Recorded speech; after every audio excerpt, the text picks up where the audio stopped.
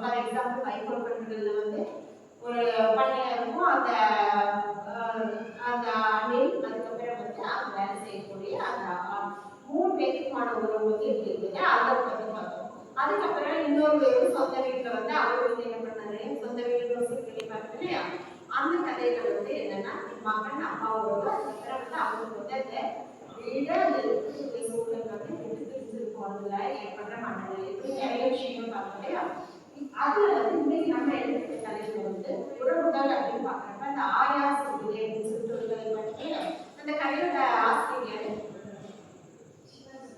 சிவசக்தி. இன்னொன்னு என்னன்னா அவங்க வந்து ஒரு பெண் எடுத்தாங்க. ஏன் வந்து அவங்க வந்து அந்த கதையை வந்து எப்படி மையப்படுத்தி எழுதியிருக்காங்க அப்படின்றத அது ஃபுல்லாக வந்து பார்த்தீங்கன்னா இந்த பெண்ணை வந்து மையப்படுத்தி எழுதப்பட்ட கதையோட இதில் தான் இருக்கு. ஆமாவா இல்லை? அந்த கதையோட சுருக்கம் அப்படின்னு சொல்லி பார்த்தோம்னா ஒரு பையன் ஒரு அம்மா, அந்த பையன் வந்து வளர்த்து வைக்கணும்னாங்க, வேலைக்கு போறான். அவன் வந்து திருமணம் பண்ணிக்கிறான். திருமணம் பண்ணிட்டு தன்னோட குடும்பத்தோட மும்பைல வந்து செட்டில் ஆகிருப்பான். இந்த பர்டிகுலர் டைம்ல வந்து அந்த குழந்தைய பார்த்துக்கிறதுக்கும் அவளோட அந்த வீட்டை பார்த்துக்கிறதுக்கும் ஒரு ஆள் இருக்கும். அப்ப இங்க என்னன்னா இந்த அம்மா வந்து எந்த இடத்துல ஒரு கிராமத்துல வந்து நல்லா வரமா தான் வாழ்ந்துட்டு இருக்காங்க. கணவர் இறந்துட்டனால தனியா இருக்க வேண்டிய சூழல்.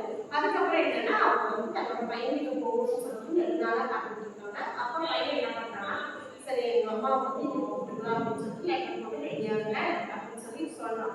அதுக்கப்புறம் இந்த அம்மா என்ன பண்றாங்க, ஒரு ஃபுல்லா வந்து என் பையனுக்கு நான் போறேன் மகிழ்ச்சியோட வந்து என்ன பண்றாங்கன்னா வெளிப்படுத்துறாங்க. இங்க வந்து அந்த பெண்ணோட மனநிலை எப்படி வெளிப்படுத்துறாங்கன்னா, இதுவே வந்து என் பையன் என்ன நல்லா பார்த்துக்குவான் அப்படின்ட்டு அந்த உறவு இருக்கு பத்தியா, ஒரு அம்மா அப்பா கண்ணா அந்த 2 பேருக்குமான உறவு வந்து ஆசிரியர் வந்து சரி வந்து அழகா வெளிப்படுத்துறாங்க.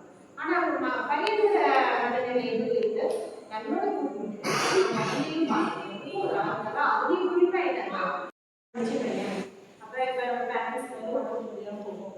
சின்ன வயசுல இருக்கிறனால நம்ம நல்லா பார்க்கறாங்க எல்லாத்தையும் பண்றாங்க. அதுக்கப்புறம் அவங்க குறிப்பாடுறப்ப நம்ம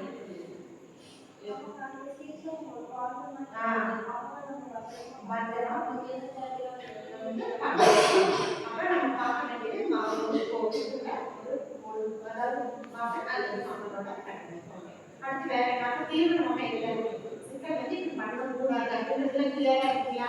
எல்லாரும் என்னோட பெற்றோர் வந்து நான் இப்படிதான் பார்க்கணும், இப்படிதான் என் பெற்றோர் வந்து வழிபடுத்தணும், வயதானதுனால அதுக்கு வந்து எப்படி கட்டணும் ஒரு குழந்தை அவங்களோட மனநிலை சார்ந்து. இப்போ சில பேரண்ட்ஸ் வந்து எல்லாத்துக்கும் ஒரு படம் நல்லா இருக்குமானா நல்லா இருக்குது. அவங்க 60 அவங்க 70 மேலே எந்த வருஷம் இருக்காங்களோ அதுக்கு ஏற்ற மாதிரி அவங்க வயதுக்கு ஏற்ற மாதிரி என்ன பண்ணுவாங்க, நோய்கள் ஏற்படும். அந்த நோய்க்கு ஏற்ற மாதிரி நாம என்ன பண்ணோம்னா அவங்க வந்து பார்த்துக்கணும், நடக்கணும். அவங்க எந்த ஒரு சூழ்நிலையிலும் வந்து முகம் பார்க்கக்கூடாது. அதுக்கப்புறம் வந்து சந்தேகப்படக்கூடாது.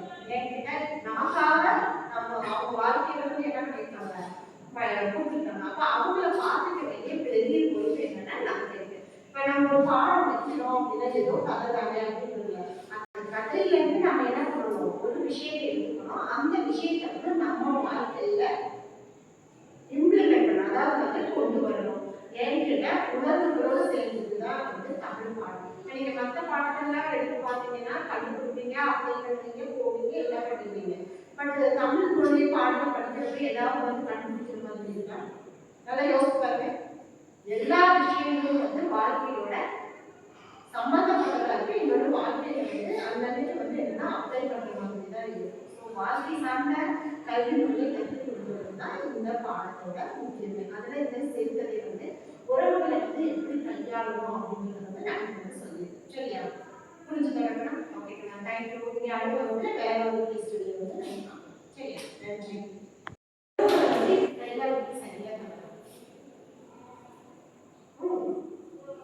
ரெண்டே கேரக்டர்ஸ் தான் நம்ம பார்த்தோம். ஏன்னா கதை எத்தனையோ கதைகள் இருந்தாலும் இங்க வந்து நம்ம ரெண்டு கதாபாத்திரங்கள் பார்க்குறோம். இங்க வந்து பெண்ணோட மனநிலையை நீங்க யோசிச்சு பாருங்க. ஏன்னா நாம வந்து இங்க மரபுரிய சூழல் வந்து எப்படி ஒரு கட்டமைப்புல தான் இருக்கும். அப்படி இருக்கிறப்ப ஒரு மகள் தன் பெற்றோரை இப்படி வந்து கையாளுவது சரியா தவறு, இந்த அணுகுமுறை தவறானதா சரியானதா? தவறானதுன்னு சொல்லி ரீசன் சொல்லுவாங்க.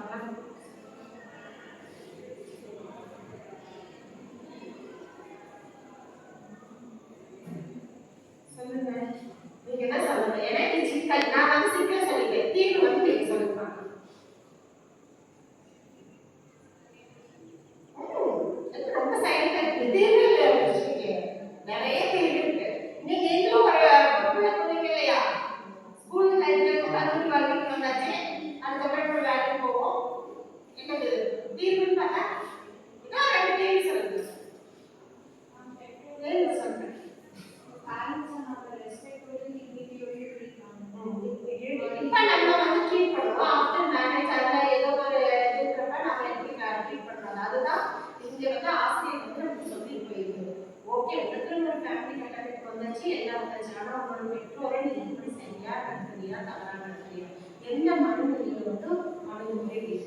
அப்படிங்கிறதுனா நமக்கான சிக்கல் தான். அப்ப நாம எப்படி ட்ரீட் பண்ணணும், மரியாதையோட ட்ரீட் பண்ணணும், அவங்களுக்கு கொடுக்க வேண்டிய